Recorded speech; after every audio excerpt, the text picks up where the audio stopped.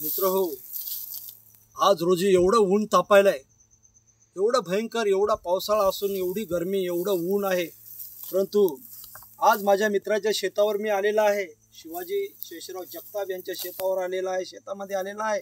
आणि त्यांच्या शेतामध्ये गेल्या वर्षी त्यांनी जवळपास 50 रोपटे आणून लावले झाडाचे. आणि त्या 50 रोपट्यामध्ये हे बघा मित्र हो, हे जांभळणीचं झाड आहे. हे तर एक तर आपल्याला फळे सुद्धा देणार आहे खायला मोठेपणी. आणि आज एका वर्षामध्येच या जांभळीच्या झाडाखाली बसून एवढी थंडीगार सावली मला लागलेली आहे, कारण मी एवढा घामाजूक झालो होतो उन्हामध्ये.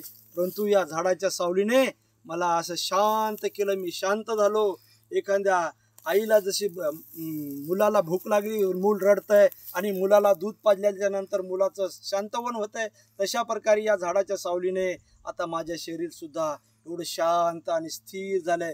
म्हणून मला एकच संदेश द्यायचा आहे शेतकरी मित्रांनो, नुसते झाडच तोडू नका, बांधावर झाडं लावण्याचं काम करा.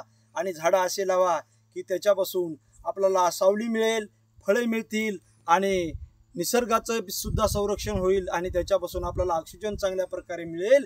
म्हणून या ठिकाणी मी एवढं सांगतो, झाडे लावा, झाडे जगवा, योजना ही राबवा. मित्रांनो,